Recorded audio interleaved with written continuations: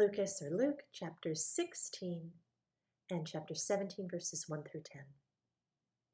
And he also said to his taught ones, there was a certain rich man who had a manager, and he was accused to him as wasting his possessions. So, having called him, he said to him, "What is this I hear about you? Give an account of your management, for you're no longer able to be manager."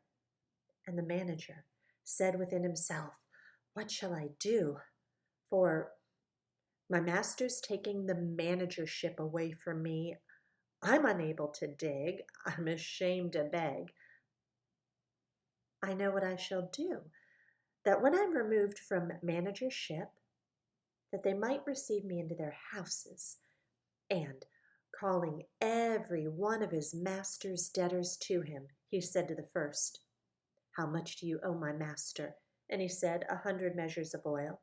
And he said to him, "Take your bill, sit down quickly, and write 50. Then to another he said, "How much do you owe?" And he said, 100 measures of wheat. And he said to him, "Take your bill and write down 80. And the master praised the unrighteous manager because he acted shrewdly. Because the sons of this age are more shrewd in their generation than the sons of light. I say to you, make friends for yourselves by unrighteous mammon, that when you fail, they shall receive you into everlasting dwellings. He who's trustworthy in what is least is also trustworthy in much. And he who is unrighteous in what is least is unrighteous also in much. If, therefore, you haven't been trustworthy in the unrighteous mammon, who shall entrust you to the true? And if you've not been trustworthy in what is another man's, who shall give you what's your own? No servant is able to serve two masters, for either he shall hate the one and love the other, or else he shall cling to the one and despise the other. You're not able to serve both Elohim and Mammon. And the Pharisees, who loved silver, also heard all of this and were sneering at him. So he said to them, "You are those who declare yourselves righteous before men, but Elohim knows your hearts, because what is highly thought of among men is an abomination in the sight of Elohim. The Torah and the prophets are until Yohanan. Since then, the reign of Elohim is being announced, and everyone's doing violence upon it. It's easier for the heaven and earth to pass away than for one tittle of the Torah to fall. Everyone putting away his wife and marrying another commits adultery, and everyone marrying her who's put away from her husband commits adultery. But there was a certain rich man who used to dress in purple and fine linen and lived luxuriously every day. And there was a certain beggar named Eleazar, being covered with sores, who was placed at his gate, and longing to be fed with the crumbs which fell from the rich man's table. Indeed, even the dogs came and licked his sores. It came to be that the beggar died, and was carried by the messengers to the bosom of Abraham. The rich man also died and was buried,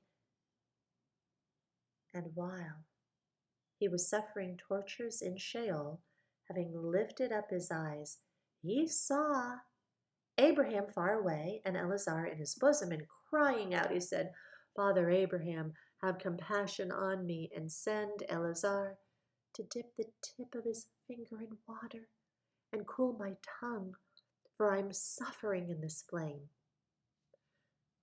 But Abraham, saying, "Son, remember in your life you received your good, and likewise Eleazar the evil, but now he's comforted, and you're suffering. And besides all this, between us and you a great chasm has been set, so that those who wish to pass from here to you are unable, and those from there cannot pass to us. And he said, Then I beg you, Father, that you send him to my father's house. I have 5 brothers. Let him warn them, lest they also come to this place of torture. Abraham said to him, They have Moshe and the prophets. Let them hear them. And he said, No, Father Abraham, but if someone from the dead goes to them, they shall repent.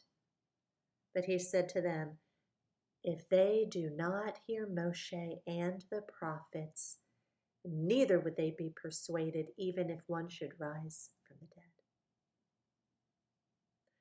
Luke chapter 17. And he said to the taught ones, It's inevitable that stumbling blocks should come, but woe to him through whom they come. It would be better for him if a millstone was put around his neck, and he were thrown into the sea, than that he should cause one of these little ones to stumble.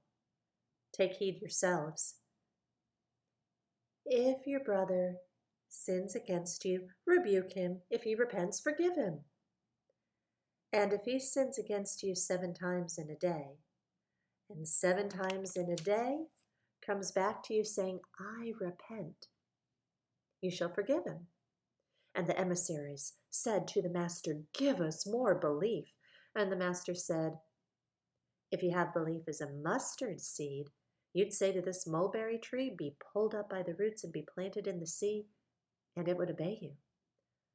But who of you, having a servant plowing or shepherding, would say to him when he's come in from the field, Oh, come immediately and sit down to eat?